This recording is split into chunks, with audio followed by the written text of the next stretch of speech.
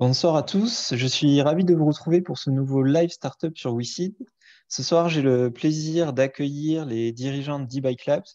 Une fois cette introduction terminée, je passerai la main à Maël, Jean-René et Cyril qui vous présenteront l'activité d'e-Bike Labs ainsi que les enjeux de cette levée de fonds. Et ensuite, vous aurez accès à la deuxième phase, donc une phase de questions-réponses que beaucoup d'entre vous attendent. Sur cette phase de questions-réponses, pour poser vos questions, rien de plus simple, il suffit de cliquer en bas de votre écran sur la bulle Q et R, de poser votre question sur votre clavier et ensuite de nous la soumettre. Et je me chargerai de la poser à Maël, Jean-René et Cyril qui se feront un plaisir d'y répondre. Voilà pour l'introduction. Maël, je vous passe la main pour la présentation et quant à moi, je vous retrouve pour les questions-réponses. Eh bien, merci Maxime pour cette introduction. Donc, je suis Maël Bosson, fondateur et dirigeant de la société. Cette présentation, on va dire, il va y avoir 4 parties. La première partie, on va vous présenter une petite vidéo d'un reportage télé qui est passé cette semaine sur une chaîne locale pour vous introduire en gros notre solution, notre produit. Ensuite, en tant que responsable de la stratégie, je vous présenterai donc de manière générale notre société. Jean-René, qui est responsable de l'implémentation de notre stratégie, vous présentera plus en détail notre stratégie commerciale et là où on en est donc dans l'implémentation de notre stratégie. Et on finira donc avec Cyril par quelque chose de très important qui est l'impact qu'e-Bike Labs va avoir sur notre mobilité. Donc sans plus attendre, je vais donc commencer par cette petite vidéo pour que vous compreniez un peu mieux le contexte et de manière très concrète comment fonctionnent nos solutions.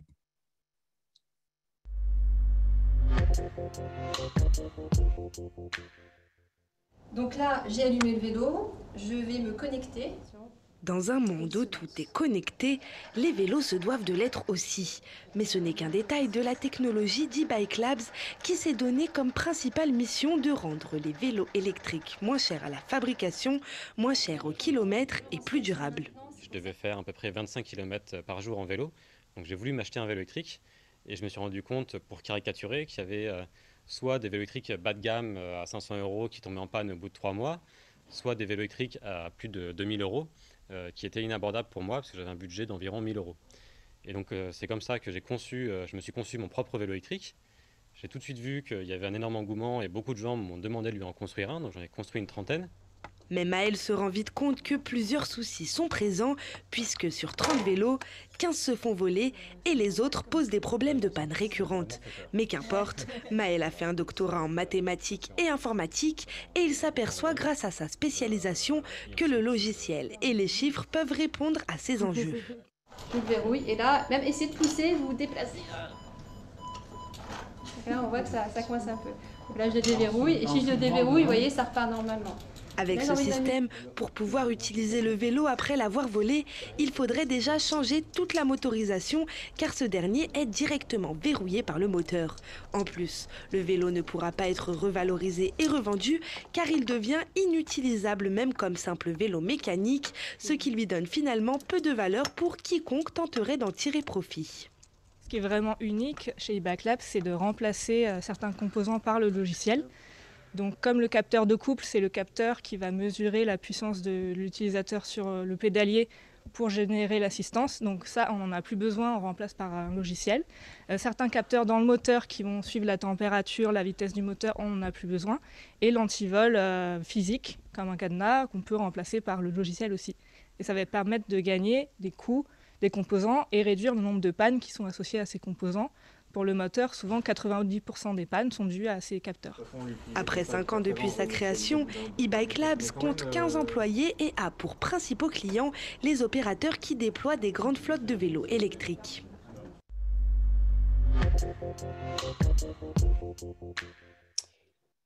Donc voilà pour ce petit reportage donc de Télé Grenoble, plus précisément. Donc j'espère que vous avez compris donc, comment fonctionne notre solution. En tout cas, ça en était une première illustration. Et maintenant, je vais vous présenter de manière plus globale notre société et comment elle s'inscrit donc dans son marché et sa stratégie. Donc, la première chose à bien comprendre pour comprendre le contexte et qui nous sommes chez eBike Labs, eBike Labs, c'est une startup deep tech, c'est-à-dire qu'on a investi de manière importante en recherche et développement et on a une solution qui est très difficile à copier parce qu'elle est difficile à concevoir. Et on a une solution qui est logicielle sur un gros marché, ce qui fait qu'on a un très gros potentiel de croissance. Donc ça, c'est vraiment la nature de notre startup. Et donc, comme ça ne vous l'a pas échappé, nous sommes positionnés sur le segment du vélo électrique. Le vélo électrique, c'est un segment qui est en croissance depuis plusieurs années. Et en fait, donc, dans le cadre de la crise sanitaire actuelle, qui malheureusement amène énormément de pression sur notre société, cette crise sanitaire, elle a aussi eu pour conséquence de revoir complètement la manière dont on se déplace et d'entraîner un véritable boom du vélo électrique. C'est-à-dire qu'on va passer d'environ 200 millions de vélos électriques déployés dans le monde à 300 millions d'ici 2023. Et en fait, quand on regarde les études, si on met à disposition sous forme de service un vélo électrique d'un automobiliste, en fait, près d'1 sur 2 va basculer vers un usage régulier du vélo électrique. La situation est telle, en fait, que la demande dépasse largement l'offre. Et ça, en fait, ça crée une situation de marché qui est intéressante pour notre société eBike Labs. Parce que dans une situation où la demande dépasse l'offre, naturellement, les fournisseurs vont se focaliser sur des clients qui vont être prêts à payer plus cher et qui vont être moins exigeants parce que l'usage des vélos va être plus faible. Et donc, à l'inverse, le segment de marché où les vélos, l'usage est le plus exigeant, donc par exemple un vélo partagé, sont laissés pour compte. Donc, pour illustrer ce problème, on va parler du Vélib. Donc, le Vélib, c'est le système, c'est 20 000 vélos libre-service à Paris. En fait, un Vélib électrique, il va être utilisé 15 à 30 fois par jour. Et en plus de ça, toute la journée, 24 heures sur 24, il est dans la rue. Donc, quand on a un vélo personnel et on sait que de temps en temps, il faut le réparer, on sait qu'il y a des risques de vol, et bien sur un Vélib, c'est 10 fois pire, naturellement, de par la manière dont ces vélos sont déployés. Et en fait, avec les solutions actuelles, du coup, on a des statistiques de panne et de vol qui ne sont pas du tout satisfaisants. Près de 1000 vélos volés chaque semaine, près de 800 vélos qui nécessitent des réparations chaque semaine. Et tout ça fait que la ville de Paris doit verser une subvention de 30 millions d'euros pour que ce type de service puisse être déployé. Et ces statistiques en termes de vol et de maintenance ne sont pas acceptables. Et c'est pourquoi ces acteurs que j'ai appelés du vélo écologique, c'est-à-dire du vélo électrique, là où il a un véritable impact en termes de mobilité et de durabilité, ces acteurs-là ne trouvent pas de bonne solution sur le marché et donc seront entrés dans une démarche de designer leur propre vélo, leur propre solution pour créer un nouveau standard de qualité et de durabilité. On pourrait dire, par exemple, pour passer de vélos qui sont designés pour durer 10 000 km à des vélos qui sont faits pour durer 100 000 km. Et cette nouvelle approche, avec une qualité qu'on pourrait dire automobile, elle crée une opportunité très intéressante pour eBike Labs. Pourquoi? Donc, qu'est-ce qu'on fait chez eBike Labs? Chez eBike Labs, on fournit un logiciel pour les vélos électriques. Donc, ce qu'il faut savoir, c'est que sur tous les vélos électriques, il y a un logiciel et qui généralement a pour principale mission d'adapter la puissance du moteur à ce que fait le cycliste. Et chez eBike Labs, on a développé un logiciel quelque part que tout le monde rêverait d'avoir sur son vélo, puisque ce logiciel, il est capable de détecter les vols et d'immobiliser le vélo. Il est capable de détecter les pannes en temps réel et de faire appel à un opérateur de maintenance pour que le vélo soit toujours fonctionnel. Et il est capable de remplacer des capteurs qui sont coûteux et fragiles, ce qui fait que le vélo est moins cher et plus robuste. Donc, tout ça fait que, notamment, Toyota Tsusho a identifié notre logiciel comme un futur standard de ce marché de la mobilité à vélo électrique. C'est ce qui fait chez eBike Labs qu'on se positionne comme étant le logiciel. Notre objectif, c'est quelque part de devenir le Microsoft du vélo électrique. C'est-à-dire qu'il y a quelques dizaines d'années, les ordinateurs personnels se vendaient tout en un, avec un logiciel et un matériel tout intégré. Et puis, à un moment donné, Microsoft a dit, voilà, moi, j'ai un logiciel et je peux vous l'amener à vous, fabricants, et on peut séparer les deux activités. Donc, nous, on veut faire ça sur le vélo électrique. Et évidemment, quand on prend l'exemple de Microsoft, on comprend que derrière, il y a un gros potentiel de croissance et un gros potentiel de développer une société à grande échelle. Et donc, vous allez vous demander, mais pourquoi personne ne l'a fait? Pourquoi chez eBike Labs, on y arriverait? Et ça, en fait, c'est lié à notre technologie. Notre technologie qui permet de remplacer du matériel par du logiciel. Et je vais en parler donc, sur un exemple plus concret. Donc cet exemple concret, c'est quoi? C'est sur tous les bons vélos électriques aujourd'hui, il y a ce qu'on appelle un capteur de couple. C'est un composant un peu technique, très spécifique, dédié au vélo électrique, qui permet de mesurer la pression de pédalage du cycliste et d'adapter l'assistance à ce que fait le cycliste. Donc c'est indispensable. Et en fait, nous, on est capable de faire la même chose, non pas avec un capteur qui va coûter entre 50 et 100 euros et qui est disponible uniquement avec des ensembles de moteurs, batteries, tout en un fermé. On va faire ça simplement avec du logiciel et avec une intelligence artificielle qui a été développée dans les contraintes du vélo, c'est-à-dire avec une très basse consommation de données, avec une très basse consommation d'énergie et temps réel, donc pour pouvoir interagir, améliorer l'interaction entre le vélo et le cycliste. Et donc les bénéfices de cette intelligence artificielle sont évidents, c'est-à-dire qu'on va économiser au niveau des coûts de fabrication du vélo, entre 50 et 100 euros. Et en plus, en tant que concepteur, on va avoir le choix sur les partenaires moteurs ou batteries ou électroniques auxquels on veut faire appel. Et ça, en fait, c'est très important parce que notre intelligence artificielle, elle propose des avantages décisifs en phase de conception d'un vélo. Et c'est là où le choix du logiciel est fait. Et c'est ce qui a beaucoup impressionné nos derniers prospects. Donc, ce qu'il faut comprendre, c'est que cette intelligence artificielle, c'est issu d'un programme de R&D important qui a été soutenu par l'ADEME et c'est seulement depuis un bon mois que l'on a des résultats satisfaisants, très satisfaisants en termes de perception, au point que ça a bluffé nos derniers prospects. Ce qui fait donc qu'on a passé des tests techniques auprès de leaders qui sont en train de concevoir ces futures générations de vélos durables. Et maintenant, donc, on est dans des phases de tests d'intégration avancée dans l'environnement final du client, qui sont des phases qui sont facturées à nos clients, et en parallèle de négociations commerciales pour l'adoption à grande échelle de notre logiciel. Et là, on parle de contrats pour des revenus récurrents allant de 1 à 3 millions d'euros annuels. Et j'ai parlé de revenus récurrents parce que notre business model, c'est un modèle de souscription où on fait payer pour notre logiciel une fois que le vélo est déployé. Ce qui veut dire qu'une fois que le concepteur du vélo a choisi d'adopter notre solution, il y a deux étapes. Il y a une étape où il va lancer la fabrication des vélos eBike Labs Inside et donc payer pour ça le fabricant de vélos. Et c'est chez le fabricant que notre logiciel sera installé dans le matériel.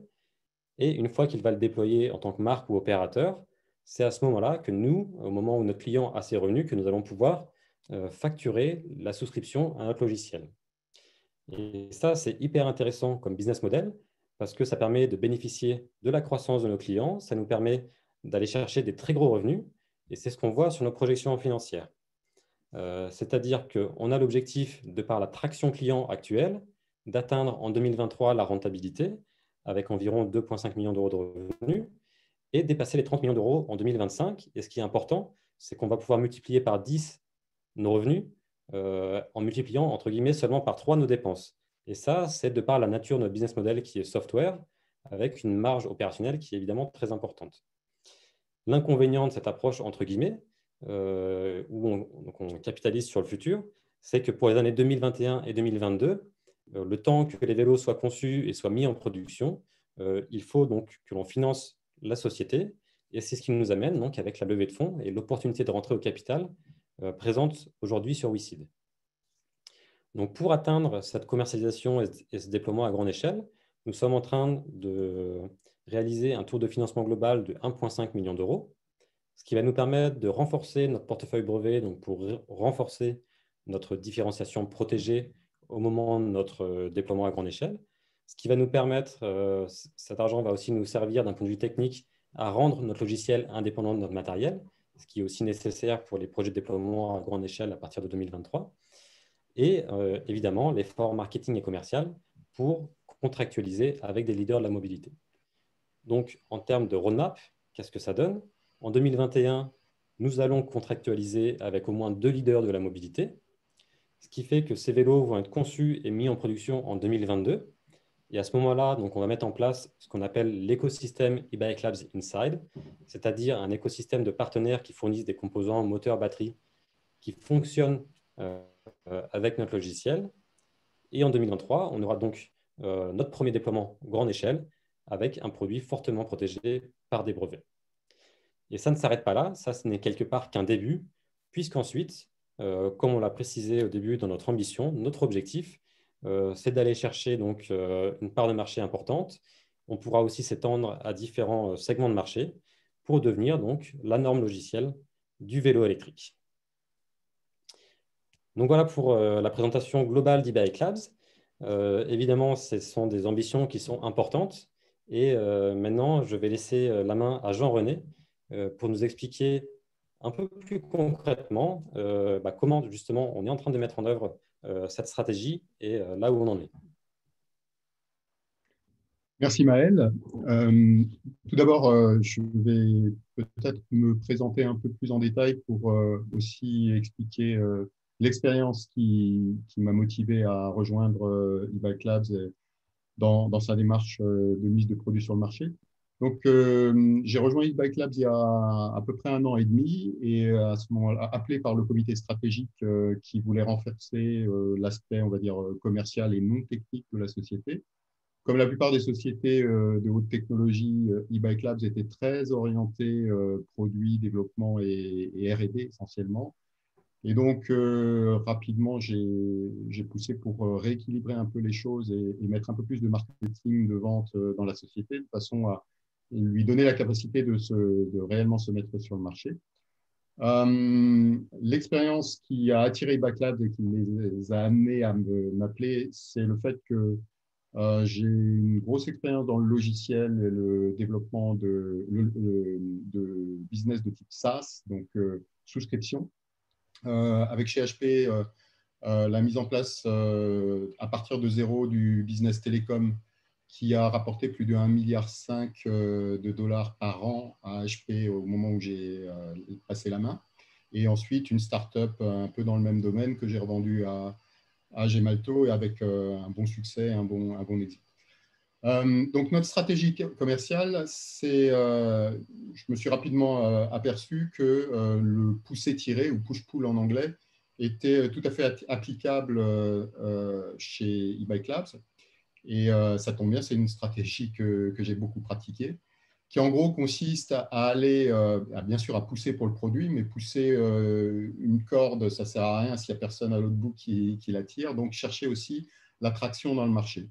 Et là, pour nous, donc, la stratégie consiste à gagner en premier l'attention et le désir des concepteurs de vélos électriques, c'est-à-dire ceux qui veulent avoir un nouveau type de vélo électrique. Ça peut être des opérateurs de flotte ou des marques de vélos. Au passage, de tirer également des équipementiers, donc fabricants de chaînes électriques, moteurs, batteries, etc., dans l'équation, ainsi que les fabricants de vélos, qu'il faut distinguer des marques de vélos ou des opérateurs. Donc, c'est plus souvent des assembleurs. Et au final, une fois que le cycle a été fait 1 ou 2 fois, bien évidemment, ces équipementiers et ces fabricants ont tout intérêt à continuer à utiliser la technologie qu'on leur a passée, d'autant qu'elle est, comme l'a expliqué Maël, extrêmement attractive et performante et amène à des économies de coûts, donc des améliorations de marge. Et donc, c'est ce qui fait embrayer la machine.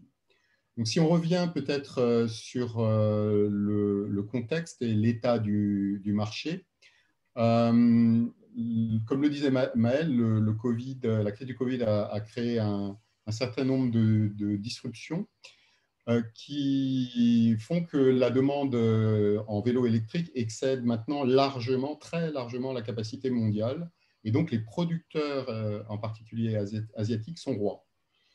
Comme ces producteurs asiatiques sont focalisés sur le marché grand public, les opérateurs de flotte et les marques de vélo qui cherchent à se différencier sont obligés de chercher des alternatives parce qu'ils n'arrivent pas à se faire livrer, ils n'arrivent pas à avoir l'attention. Et s'ils demandent quelque chose, bien évidemment, ça va tomber en dehors du courant principal et les fabricants vont pas être enthousiastes pour faire des efforts spécifiques dans un marché où ils n'ont aucune difficulté à placer leurs marchandises. En même temps, les marques de vélo et les opérateurs de flotte ont appris leur leçon au cours des premiers déploiements qui ont eu lieu avant avant le Covid et lors du décollage du vélo électrique. Et ils en sont tous à leur deuxième, troisième ou énième génération de vélo maintenant. Et ils cherchent à améliorer cela. Et notre stratégie commerciale tient précisément compte de cette situation. Donc, si on regarde ensuite quels sont les chemins de moindre résistance, parce qu'avoir un beau produit magnifique, etc., n'a aucun intérêt si on n'arrive pas à le placer dans la chaîne de valeur. Ces derniers 24 mois, on a exploré les principaux chemins d'accès au marché. On sait ce qui marche, ce qui ne marche pas, et on a compris aussi pourquoi. Et on a en particulier compris que pour nous insérer dans la chaîne de valeur, il fallait convaincre au moment de la conception du vélo, parce que c'est là qu'il y a la plus faible barrière à l'entrée. Si on est convaincant et que celui qui est en charge l'opérateur ou la marque de vélo qui cherche à faire une nouvelle génération de vélo ou un nouveau vélo nous adopte à ce moment-là, il n'y a plus de difficulté en fait ensuite il n'y a aucune difficulté ensuite à être dans ce vélo-là.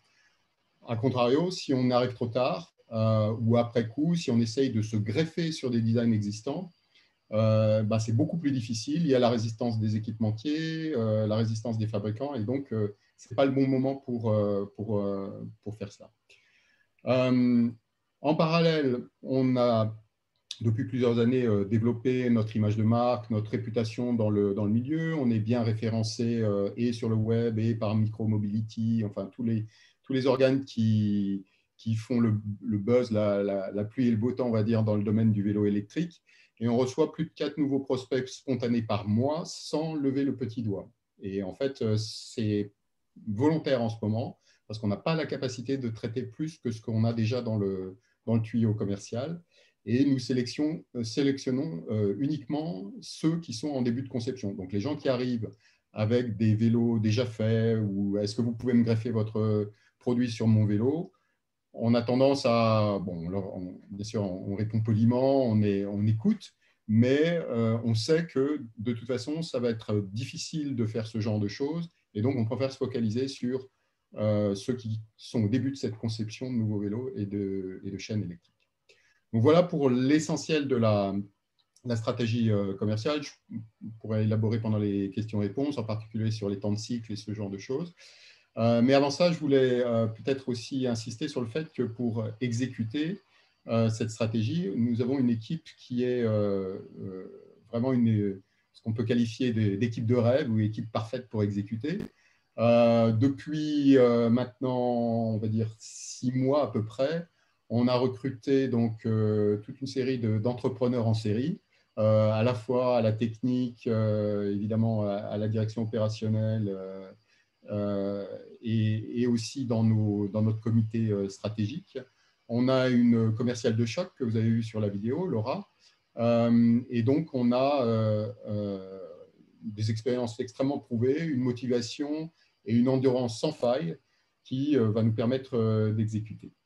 Alors tout ceci n'aurait que peu de valeur sans les valeurs qui nous animent, et je vais donc laisser Cyril vous parler de ces valeurs. Merci Jean-René. Bonjour, donc je suis Cyril Ormera, cofondateur et directeur financier de la société. Et ce que je voulais vous dire donc ce soir, c'est que cette mobilité durable au service de notre qualité de vie, nous la vivons tous au quotidien chez eBike Labs, car pratiquement 100% des 17 employés viennent au siège soit en vélo, soit en transport en commun. Et on ne les pousse pas, il n'y a pas de pistolet sur la tempe pour le faire, hein. C'est vraiment une volonté unanime de la part des employés de le faire. Et personnellement, si je m'investis tous les jours chez eBike Labs, c'est parce que j'ai la conviction d'agir pour que nous puissions tous vivre dans un environnement moins pollué, moins toxique, sans sacrifier notre qualité de vie. Alors comment faisons-nous chez eBike Labs pour améliorer cette qualité de vie? Maël, merci.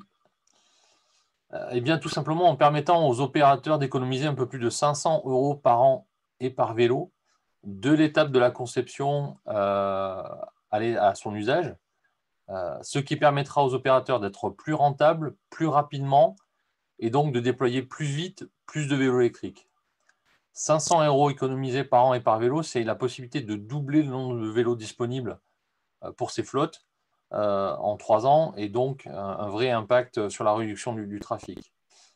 Une étude de 2017 de l'Université de Brighton, par exemple, a montré que plus il y avait de vélos disponibles, plus les trajets effectués par vélo déployé étaient nombreux, et ce, au entre guillemets, détriment des trajets en voiture.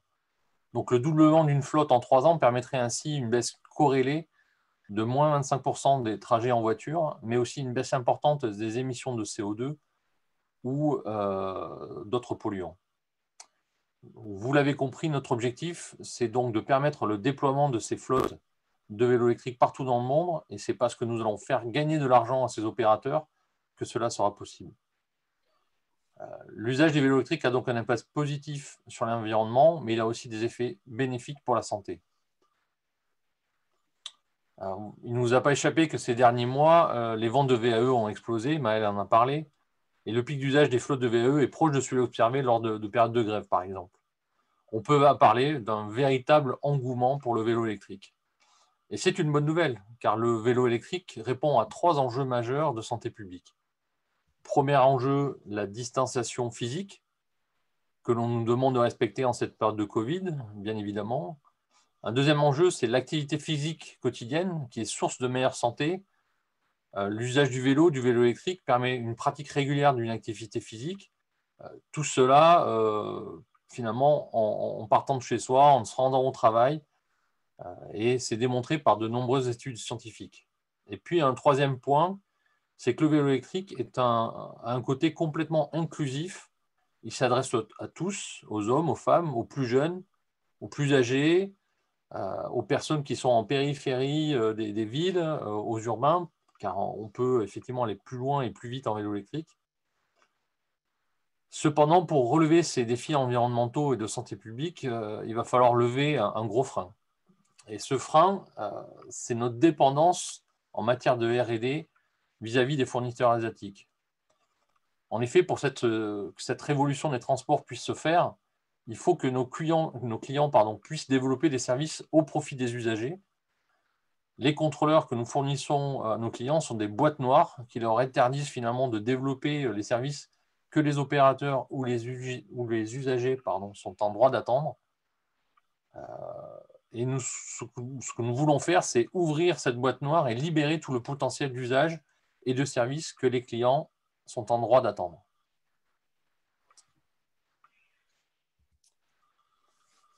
Merci Cyril, du coup, pour ce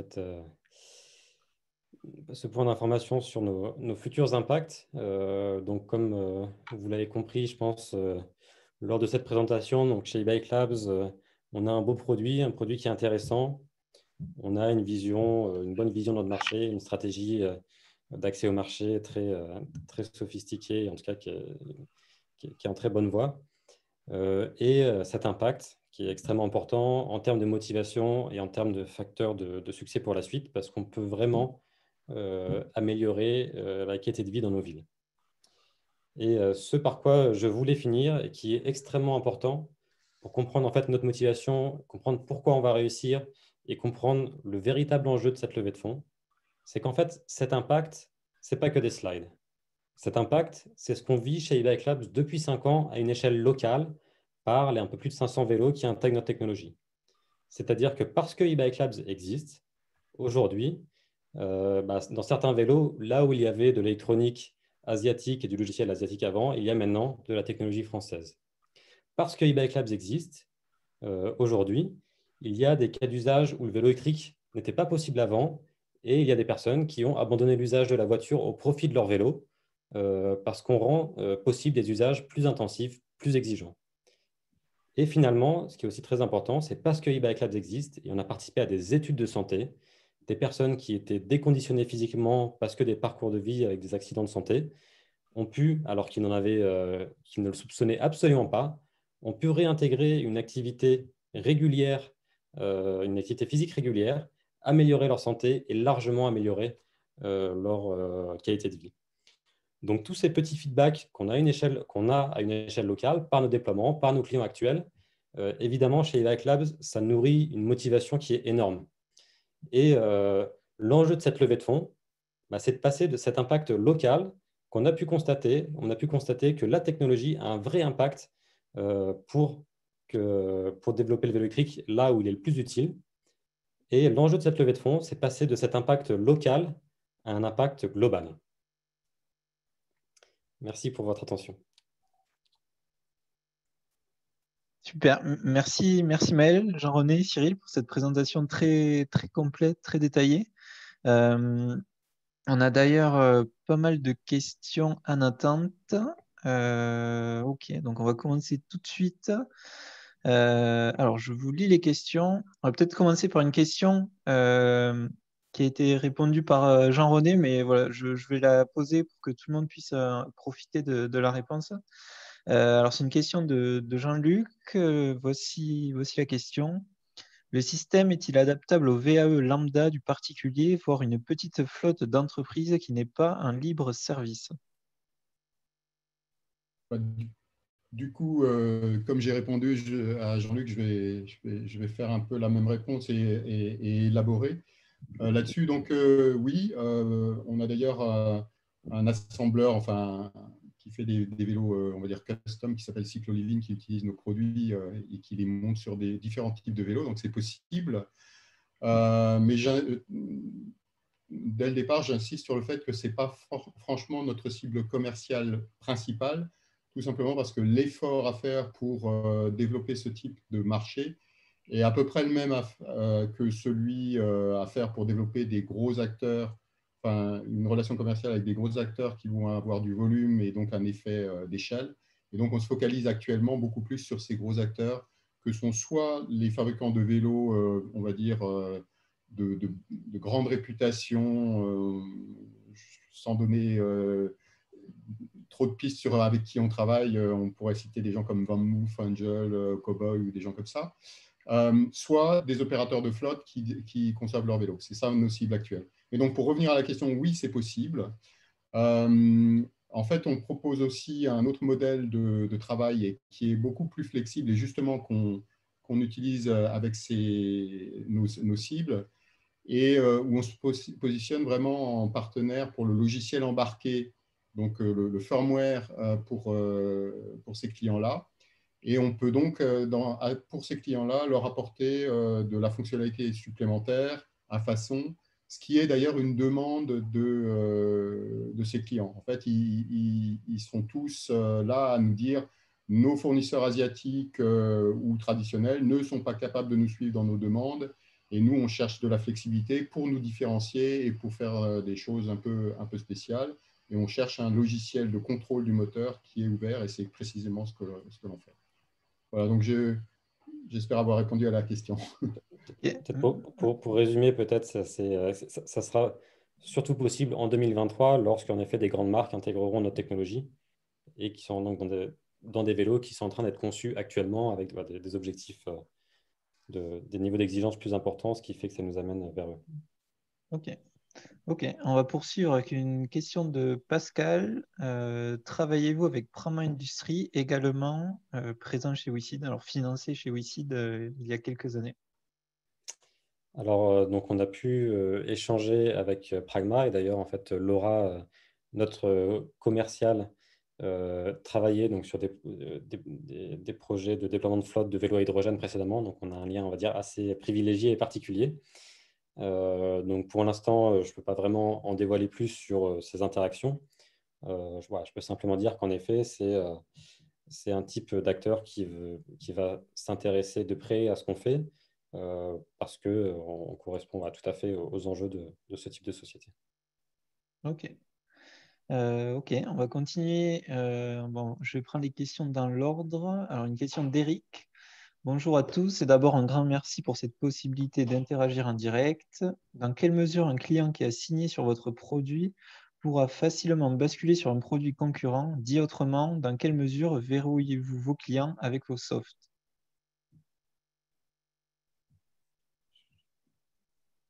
Tu veux que je prenne, Maël ou... Je te laisse répondre, j'allais te suggérer de répondre. D'accord. En fait, alors, il faut distinguer le hardware du firmware, donc du soft, du logiciel, dans la mesure où, alors aujourd'hui, notre produit logiciel tourne uniquement sur des hardware, donc du matériel qui respectent certaines conditions. C'est un peu comme Microsoft qui impose en gros le fait d'utiliser des processeurs de type Intel ou ARM, et les gens qui fabriquent des PC me diront que je simplifie à outrance les choses, mais c'est un peu le même principe. Donc aujourd'hui, on ne sait faire que ça. À terme, on a l'intention effectivement de rendre notre logiciel portable et de pouvoir le faire tourner sur n'importe quel type de matériel. Dans la mesure où on fait ça, ces matériels, en général, arrivent dotés eux-mêmes de leur propre firmware, donc de leur propre logiciel. Et donc, évidemment, le client qui nous adopte a la possibilité et aura la possibilité de revenir en arrière et d'utiliser un autre logiciel. Le problème, c'est que ces autres logiciels ne lui apporteront pas du tout la même fonctionnalité, et en particulier, toutes les fonctionnalités qui consistent à enlever du matériel du vélo, par exemple les capteurs de couple, d'autres types de capteurs, etc., ne sont pas faisables avec ce logiciel de base. Et donc, le vélo perdra en fait quasiment tout intérêt. Donc, le risque de basculer ou de rebasculer vers le logiciel d'origine du contrôleur d'origine est relativement minimum et de toute façon impacterait tellement la qualité d'utilisation du vélo que le client ne fera pas ça. Ok, merci. On va continuer avec une question de Didier. Combien de brevets sont déposés, où vont l'être et dans quelle zone géographique? Alors, combien de brevets sont déposés? Donc, on en a déposé 5 depuis le début de la société. Il y en a 2 qu'on a abandonnés. Et il y en a un qui est un peu plus récent, qui date de cet été, dont on pense qu'il a énormément de valeur. Et 2 qui sont publics et en phase de déploiement d'extension internationale. Donc, on vise l'Amérique du Nord, donc les États-Unis, l'Europe et l'Australie, il me semble, de mémoire. Donc on a, on va dire, voilà, cette ambition de protéger notre innovation sur, en effet, un territoire assez large, là où sont nos principaux marchés, sachant que nos clients sont généralement internationaux et donc présents sur tous ces marchés à la fois. Donc, il y avait la question aussi de combien de brevets on prévoit, c'est ça? Oui, c'est ça. Alors, je voulais enlever. Combien de brevets sont déposés, où vont l'être et dans quelle zone géographique? D'accord. Et donc, c'est vrai comme on a investi de manière importante en recherche et développement là, depuis 2 ans, notamment grâce au soutien de l'ADEME, qui nous a accordé un financement de 800 000 euros, et qu'on commence à avoir des très, très bons résultats. Et, on va rentrer en effet dans une nouvelle phase de dépôt de brevets, où on prévoit à peu près 5 dépôts de brevets par an. Alors, évidemment, dit comme ça, un nombre de brevets, ça veut tout et rien dire. Évidemment, ce qui compte, c'est la valeur ajoutée protégée qui est... voilà, la valeur ajoutée qui est protégée, des fois pour validité. Donc nous, ce qui est très important, c'est de protéger cette valeur qui nous permet de remplacer du matériel par du logiciel. Et quelque part, ensuite, en fonction de quand on étudie la concurrence, les dadars, les voies de contournement, c'est là qu'on établit précisément le nombre de brevets nécessaires pour protéger nos innovations. Donc c'est dans le travail de dépôt de brevets qu'on se rend compte en fait du nombre de brevets à déposer. Ok, merci Maël. Ouais, exactement. Ok, merci.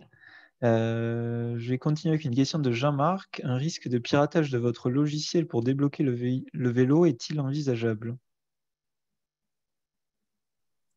Alors, un risque, je pense que dans tout logiciel, il y a toujours un risque. Donc, est-ce qu'un risque est envisageable? Oui. Je pense que le point important, c'est de comparer notre solution par rapport à l'état de l'art, on dirait par rapport à la concurrence. C'est-à-dire, avec quelle facilité on va pouvoir, quelque part, voler et s'accaparer de la valeur d'un vélo électrique e-Bike Labs Inside à comparer d'un autre vélo. Et là, c'est extrêmement, extrêmement compliqué. Parce que voilà, toutes nos communications sont encryptées, parce que on a... Alors, je ne sais pas si Jean-René, tu veux peut-être... Oui, non seulement la communication est encryptée, mais même le logiciel est protégé en update, donc en mise à jour, avec des clés de vérification qui font qu'on ne peut pas, on va dire, se substituer ou substituer une partie du logiciel par quelque chose qui ne vérifierait pas comment dire, un checksum, je ne sais pas dire le mot en français, une valeur en fait qui permet de vérifier que le logiciel est bien intègre.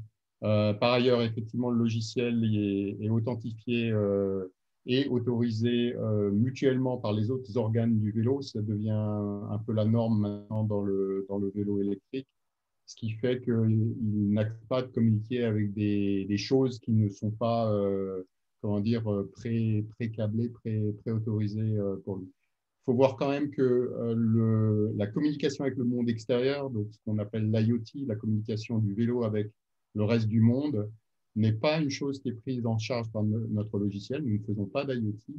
C'est du matériel et des logiciels en général, soit les opérateurs de flotte, soit les constructeurs de vélos font eux-mêmes. Et donc, c'est par là que passent les commandes allant vers notre contrôleur. Donc, si la partie IoT est compromise, effectivement, le contrôle du vélo peut être pris par celui qui fait ça.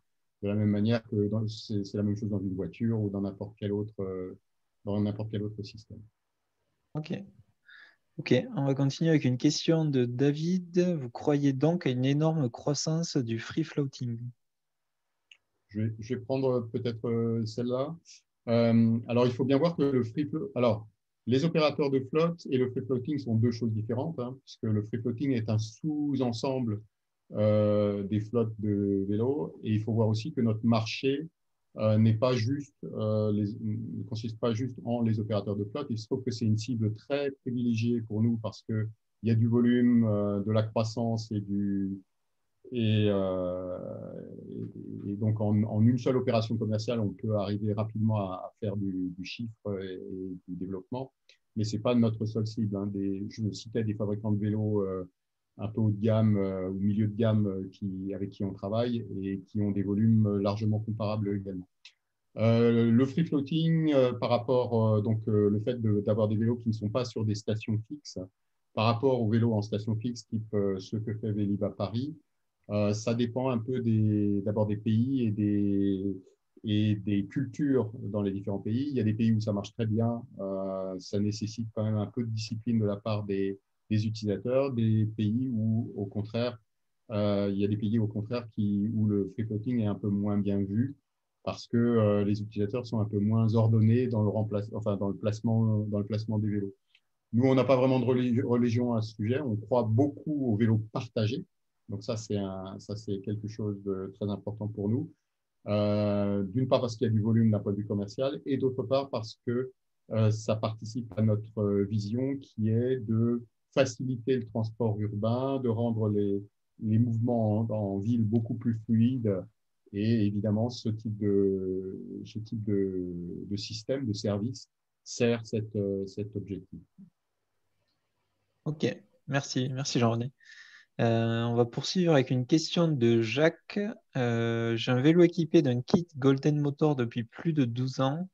L'électronique de commande inclut un antivol qui bloque la roue avant et actionne une alarme. Avez-vous connaissance de cette fonction et en quoi le système que vous avez développé diffère? Je vais prendre cette question du coup. Donc c'est en effet une question intéressante.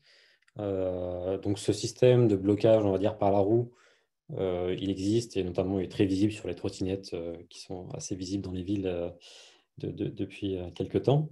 Nous, on va dire il y a deux différences principales. Il y a un élément qui est breveté, c'est notre capacité en fait, à faire fonctionner cet antivol, même si la batterie est vide, retirée. Et ça, c'est extrêmement important parce qu'aujourd'hui, il y a beaucoup de vélos électriques qui sont volés et réutilisés comme des vélos mécaniques. Et ça, c'est quelque chose qu'on empêche. Donc, c'est là où on va dire on a vraiment vu le cas d'usage, entre guillemets, du vol de vélo et de vélo électrique. On s'est aperçu que les gens, notamment les vélos électriques partagés, quand ils sont volés, ils sont vraiment utilisés comme des vélos mécaniques parce que les gens ne peuvent pas les recharger et ça ne les empêche pas de les voler.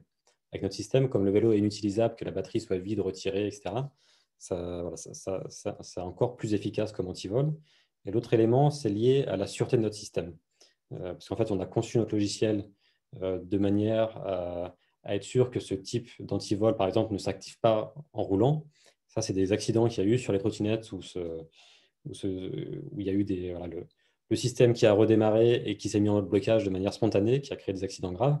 Donc, en fait, ça demande une approche logicielle extrêmement rigoureuse et qui est aussi quelque chose qu'on amène au marché pour que cette technologie soit déployable tout en étant en accord avec les normes en vigueur sur le sujet. Ok, merci. On va poursuivre avec une question de Thierry. Je vous la lis. Vous éliminez le capteur de couple. D'où récupérez-vous l'information pour pouvoir agir? Alors là, pour répondre à la question, donc en effet, comme je l'ai expliqué, il y a le capteur de couple qui mesure la pression de pédalage du cycliste. C'est-à-dire que quand je pédale, j'appuie sur la pédale, ça mesure cette information-là. Et c'est ça qui est utilisé pour adapter l'assistance. Nous, en fait, on s'est aperçu que dans les informations du courant du moteur, des informations du courant du moteur, on est capable d'extraire cette information. Et l'information du courant du moteur, il faut aussi se rendre compte que dans le logiciel embarqué, en fait, c'est une information qu'on a 16 000 fois par seconde. Donc, en fait, on a une super haute résolution sur ce qui se passe sur le vélo en embarqué. Et toute la difficulté et l'intérêt de nos technologies, c'est d'être capable d'extraire cette information en temps réel de ces informations, on va dire, brutes qui sont présentes sur tous les vélos. Et d'ailleurs, à ce sujet, je vous invite aussi à regarder le webinaire qu'on a fait avec toute l'équipe, où on explique justement comment cette innovation a bouleversé quelque part notre organisation en interne et a impacté toutes les activités au sein de la société. Oui, d'ailleurs, ce webinaire il est disponible sur votre page WeSeed, dans l'espace news et dans l'espace live, je crois. Voilà, donc n'hésitez pas à le consulter. On va poursuivre avec une question plutôt financière de Didier. Pour votre business plan, sur quelle base sont basés les revenus 2023? C'est-à-dire combien d'opérateurs, quel parc de vélos, quelle part de marché, quel revenu unitaire? Je vais prendre la question de Didier. Bonjour Didier d'ailleurs.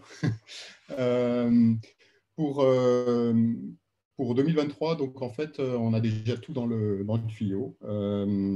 En fait, là, pour l'instant, on table sur 60 000 vélos déployés en 2023, dont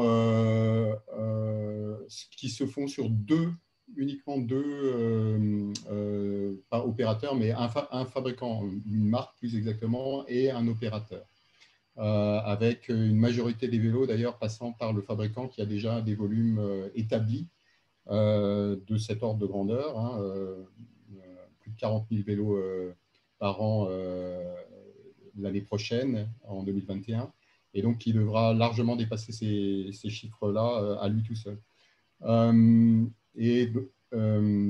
ce fabricant de vélos en fait, est venu nous voir justement parce qu'il voulait s'affranchir de capteurs coûteux et avoir plus de flexibilité sur la partie logicielle. Et à cela, donc, s'ajoute aussi un opérateur de flotte qui a le même type de problème et qui est venu nous voir exactement pour les mêmes raisons. Donc ça, c'est pour le volume en nombre de vélos. Le prix SaaS que l'on facture pour ces services-là est de 3,50 € à peu près par mois. Et c'est à rapporter, juste pour donner un exemple, un capteur de couple standard coûte une centaine d'euros, voire un peu plus. Un bon capteur de couple coûte jusqu'à 150 €. Et les fabricants de vélos ou les marques de vélos ou les opérateurs de flotte tablent sur des durées de vie de leurs produits ou garantissent leurs produits sur 2 ans. Donc, il faut en fait qu'on soit compétitif par rapport à ça. Donc, si on fait un simple calcul, on se retrouve avec un revenu qui va être de l'ordre de 70-75 € sur 2 ans pour nous, qui est à peu près la moitié du prix du capteur de couple, sachant qu'on apporte beaucoup plus. Hein. Là, je n'ai pas tenu compte de l'antivol, du fait qu'on fait baisser les prix d'assurance des vélos, je n'ai pas tenu compte des diagnostics automatiques, de tout un tas de choses qu'on fournit sur nos systèmes qui viennent s'ajouter en termes de gains et donc en termes de valeur pour soit les opérateurs, soit les fabricants de vélos. Peut-être juste pour préciser, en fait, nos prix ils dépendent de chaque client. Et il est vraiment vu dans cette vision que nous, on a une approche logicielle, donc sans coût matériel, qui permet de créer des gains. Et ce gain, en fait, il dépend de chaque client. Et donc ensuite, dans la négociation commerciale, l'idée, c'est de se mettre d'accord sur quels sont les gains et comment on est réparti. Donc, on n'a pas de coûts qui sont de prix qui sont préétablis. Ça va vraiment dépendre de chaque client. Et c'est pour ça que n'importe quel concepteur de vélo peut venir vers nous. Et on a confiance dans le fait de trouver un accord commercial qui fasse sens pour les deux parties. Ok, merci à tous les deux. On va poursuivre avec une question d'Eric. Si je comprends bien, vous comptez vendre vos logiciels aux concepteurs et fabricants de flottes de vélos, puis votre produit SaaS aux exploitants pour piloter l'exploitation. Si c'est bien cela, quel est le temps de cycle entre les deux phases? Et enfin, sur lequel des deux segments misez-vous pour faire du chiffre d'affaires? Je, je vais peut-être reprendre, hein. Donc, comme je le disais précédemment, hein, c'est les cibles, enfin, pour répondre à la question de Didier Cabaret, en ce moment, on a deux types d'acteurs ou de prospects dans le tuyau. En fait, on a même d'autres que je n'ai pas mentionnés, mais qui sont plutôt du côté des fabricants de chaînes électriques, hein. Ce qui correspond d'ailleurs à la stratégie push-pull que j'évoquais avant. C'est ces acteurs-là vraiment qu'on a engagés. Et donc, en fait, le produit SaaS, en fait, la facturation en SaaS va se faire soit vis-à-vis des exploitants, effectivement, donc des opérateurs de flotte, quand c'est eux qui viennent nous voir, soit vis-à-vis du fabricant de vélo, parce que le fabricant de vélo, il y a une tendance lourde en ce moment qui est passée en mode souscription également de leur côté. Donc ça s'applique bien pour eux. Et même lorsqu'ils ne sont pas en mode souscription, hein, ça arrive encore, puisque ce n'est pas encore complètement passé dans les mœurs d'acheter un vélo en leasing, donc à la souscription.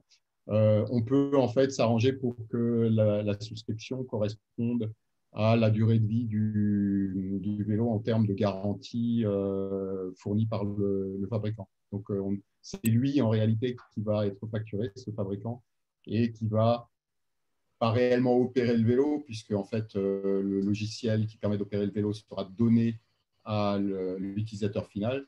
Mais lorsqu'il y aura des activités de maintenance sous garantie, etc., donc le fabricant va se connecter à nos systèmes et va utiliser ces systèmes pour faire les diagnostics du vélo et donc fournir le service à l'utilisateur final. Ok, merci. On va enchaîner avec une question de David. Est-ce que le tracking est possible avec la batterie vide ou plus présente sur le vélo? Continue-t-il à fonctionner lorsque le vélo est en sous-sol? On ne fournit pas de tracking, David. Le tracking fait partie des fonctions IoT, donc de communication qui sont mis dans les vélos par soit les opérateurs, soit les fabricants. Donc nous, on ne rentre pas dans cette équation-là. Alors, il y a différentes solutions qui permettent de faire ce genre de choses, mais ce n'est vraiment pas ce que l'on fournit ni ce que l'on fait avec notre valeur. Par contre, ce que l'on fait, c'est qu'on opère le blocage du vélo, même si la batterie est vide. Donc, comme le disait Maël, on a des brevets sur ces choses-là, et donc on est capable d'empêcher un vélo de bouger, même sans batterie. Et pour préciser, en fait, notre brevet nous permettrait aussi, si c'est un désir du concepteur de vélo, par le même principe de fonctionnement, d'alimenter l'IoT, même si la batterie est vide au retien. Ça fait partie des options d'innovation. C'est qu'on ne l'a pas précisé, mais donc ce qui attire beaucoup aujourd'hui nos clients, c'est la capacité d'innovation en travaillant avec nous. Vu qu'on maîtrise bien notre partie et tu les maîtrises bien à l'heure, ça permet de faire des belles choses. Ok, merci Mel. On va enchaîner avec une question de Jacques. Vous parlez de chaînes électriques. S'agit-il des kits de transformation de vélos non électriques? Alors là, on parle plutôt des systèmes qui sont vendus à des marques de vélos, tout en un, que les systèmes de transformation qui aujourd'hui... alors, on a notre plus gros client allemand, Pendix, qui a un système similaire. Donc, ça peut faire partie, en effet, des segments auxquels on s'adresse, mais ça reste la minorité du marché. Ok. Ensuite, on a une question de Pascal. Si un voleur enlève votre logiciel du vélo et le détruit, comment pouvez-vous quand même le bloquer? Peut-être que j'aurais du mal à bien répondre à cette question. C'est que c'est comme ça, intuitivement, je ne sais pas exactement comment on fait pour enlever le logiciel de notre contrôleur. Il y a peut-être des moyens de détruire la mémoire ou ce genre de choses. Moi-même, c'est que je ne suis pas assez expert sur le sujet. Déjà, je ne suis pas au courant de comment ça se fait. Donc, je pense que ce n'est pas simple d'enlever le logiciel c'est qu'on peut pas. Il n'y a pas de moyen simple de remplacer le logiciel d'un matériel type vélo électrique. Okay. Donc, si on arrivait à le faire ou à effacer le logiciel du vélo, de toute façon, le vélo serait totalement inutilisable. Donc, en pratique, ça n'aurait pas de valeur de faire ça. Ok. Oui, oui, Maël voulait ajouter quelque Oui, chose. c'est juste qu'en effet, si on efface le logiciel, si on trouve un moyen de le faire, ça va enlever la fonctionnalité de blocage. Donc, encore une fois, c'est que nous, l'idée de l'antivol, très probablement, si on demande à des techniciens de haut niveau et avec un laboratoire et avec des moyens, des services secrets ou je ne sais quoi, il y a sans doute des choses à faire pour bypasser notre système. Maintenant, ce qu'il faut se rendre compte, c'est qu'aujourd'hui, la plupart des vols de vélo, c'est parce que les gens, les voleurs ont une clé Monseigneur ou un peu de matériel adapté pour couper un cadenas mécanique et s'emparent très facilement des vélos. Euh, donc nous, on amène déjà un niveau de difficulté extrêmement élevé au fait de tirer de la valeur d'un vélo volé, quoi. Ok. Ok. Alors, on se rapproche de la fin de ce live. On va prendre les deux dernières questions. Je vous lis la première. Merci pour cette discussion. À ce jour, quels sont d'après vous les risques principaux qui pourraient empêcher la société de se développer et comment les gérez-vous?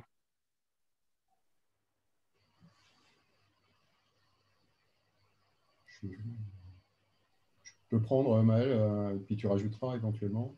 Ouais, j'essaie de réfléchir, évidemment, comme on a tout prévu. Non, Question non. facile. Bon, le risque principal, quand même, c'est pour la société qui l'empêcherait de se développer, c'est un sous-financement de ses activités. J'ai cru voir passer une question, je ne crois pas qu'elle a été posée, qui parlait des temps de cycle. Et j'avais évoqué ce sujet dans la présentation. Le cycle qui nous sépare de la mise sur le marché des vélos pour pour un design win, excusez-moi de l'anglicisme, donc les victoires auprès de prospects qu'on a marqués sont de l'ordre de 2 ans. Donc un vélo, hein, ça prend entre 12 et 24 mois. Et donc, ça nécessite évidemment un financement pour arriver à ça. Et c'est précisément la raison pour laquelle nous faisons appel à WeSeed pour financer le développement de la société. Donc, c'est des cycles plus courts que ceux de l'automobile, mais qui restent quand même significatifs et qui sont classiques dans le monde du vélo et du vélo électrique. Donc, le principal risque est là. Et on l'adresse ou on s'en occupe évidemment via WeSeed, mais on a d'autres fers au feu avec des business angels, du capital risque, des prêts bancaires, et toute une panoplie et un arsenal de financement possible. Maël, je te laisse compléter éventuellement. Oui, je pense que c'est vrai que c'est une bonne remarque et c'est en fait dans la stratégie qu'on a choisie parce qu'on pense que c'est celle qui fait le plus de sens par rapport à notre objectif de passer d'un impact local à un impact global. Structurellement, en fait, on doit s'adresser en priorité à des très gros deals et donc on va passer en effet d'une société quelque part, voilà, l'état où on en est aujourd'hui, à une société qui va devenir un leader d'un seul coup. Et du coup, il n'y a pas d'étape intermédiaire en fait. Et pour atteindre cette étape d'après, on a besoin en effet de ce financement. Donc, on a besoin de cet engagement, voilà, notamment de la communauté WeSeed, pour passer à cette étape d'après. Et on le sait que ce n'est pas forcément intuitif. On le voit qu'il y a eu beaucoup de travail pour en arriver à ces conclusions-là. Et donc, c'est pour ça que c'est intéressant d'avoir ce webinaire pour expliquer les raisons de notre stratégie et pourquoi c'est une très bonne stratégie. Il y a un énorme potentiel. Et aussi, du coup, ce qui est intéressant pour les investisseurs, c'est que comme ce n'est pas évident, c'est ce qui fait qu'il peut y avoir des multiplicateurs très, très intéressants du moment où ce sera en effet mis sur le marché à grande échelle, avec en plus, voilà, comme je l'ai précisé, des ambitions importantes pour la suite. Et d'ailleurs, pour compléter, on a une ultime question qui parle de la sortie pour les investisseurs, justement. Donc, c'est une question de Jean-Marc. Quelle stratégie de sortie envisagez-vous? Alors, donc, il y a plusieurs options possibles. Aujourd'hui, moi, ce qui m'intéresse le plus à titre personnel et pour l'instant, je dirais qui est ma stratégie principale, même si je ne vais pas forcément beaucoup en parler parce qu'elle est un peu long terme, c'est une IPO parce que je pense qu'en effet, on a un énorme potentiel avec cette société. Moi, je trouve ça, notre mission et notre impact potentiel est tellement séduisant que ça me donne envie de m'engager dans le long terme avec la société. On sait aussi, il y en a déjà eu des intérêts en termes d'acquisition au niveau de la société parce qu'on a une belle technologie. Des clients peuvent chercher à nous acheter parce qu'on sait aussi que les acteurs de l'automobile sont très friands, entre guillemets, des startups de notre type pour aussi rentrer sur ce segment de marché du vélo électrique. Donc, il y aura des opportunités de sortie intermédiaires qu'on va étudier avec attention, évidemment dans l'intérêt des investisseurs et aussi dans l'intérêt de la suite du projet, parce qu'une société comme nous ne s'arrête pas du moment où elle change d'actionnaire. Donc voilà, donc je dirais qu'il y a soit un rachat, soit aller jusqu'à un IPO. Ok. Alors, on a une ultime question qui s'est rajoutée au dernier moment. Donc, une question de Jacques. Je vous la lis et après on se quittera sur cette réponse. Les contrôleurs dispensent de nombreuses données, mais pas toutes, par exemple altitude, énergie dépensée, GPS. Avez-vous des projets d'intégration de telles données dans votre logiciel, bien sûr non destinés aux flottes? Alors, je ne suis pas sûr de comprendre exactement la question, mais je vais essayer d'y répondre par notamment un projet pour nous qui a été très important, qui est notre projet santé avec des vélos intelligents pour la santé déployés dans les cures thermales, qui permettent donc de récupérer plus de données que ce qu'il y a dans un vélo. Donc, on a fait ces données de fréquence cardiaque, de puissance cycliste, voire d'autres types d'appareils qui permettent de mesurer des éléments sur les patients. Et ça, c'est en effet lié à notre capacité d'innovation. C'est-à-dire que comme on a une approche logicielle et qu'on a une approche ouverte, quand on a une demande d'un client qui cherche à concevoir un vélo avec des capacités nouvelles, bah souvent, on est capable, on rend ça possible. Et c'est ce qui a rendu ce beau projet qui permet à des patients de se remettre en forme. Donc, il y a beaucoup de potentiel. Et ça, c'est plutôt dans le cadre des collaborations avec nos clients que dans nos features principales. Mais bon, Ok. Ok, merci Maël, merci à tous les trois. On a fini avec les questions-réponses. Je ne sais pas si vous voulez conclure avec un petit mot pour les WeSeeders, pour conclure le live de votre côté. Oui, donc pour conclure, je pense qu'il y a un point important en effet, c'est comme vous l'avez compris, on a déjà un impact local et on a vraiment à cœur d'amener cet impact à un impact global. Et aussi, on a vraiment besoin de votre engagement. Comme l'a précisé Jean-René, on a une approche qui est ambitieuse, on prend des risques. Et en fait, du moment où on est suffisamment nombreux, pour moi, il n'y a plus vraiment de risques. On est entre guillemets sûr d'y arriver parce que ça crée de l'intelligence collective, ça crée aussi du financement qui nous assure d'atteindre les futurs jalons de la société. Donc, on compte sur votre engagement. Super, merci Maël. On va se quitter sur ces mots. Alors pour ceux qui ont raté le début, le replay sera disponible dès demain sur la page aussi d'e-Bike Labs. Et pour ceux qui sont en train de regarder le replay, voilà, n'hésitez pas à poser vos questions dans l'espace commentaire. Et Maël, Cyril, Jean-René et les autres membres de l'équipe se feront un plaisir d'y répondre. Et aussi, je peux vous conseiller de regarder l'espace news pour voir les news publiées tout au long de la campagne et notamment de regarder le webinaire d'équipe dont Maël a parlé, où vous pourrez voir l'ensemble de l'équipe d'e-Bike Labs. Voilà, ça permettra de vous découvrir plus en détail toute l'équipe derrière cette société. Voilà, merci à tous les trois. Merci aux WeSeeders présents en direct. Et on se retrouve bientôt pour un nouveau live startup sur WeSeed. Merci. Merci à tous. Merci à tous.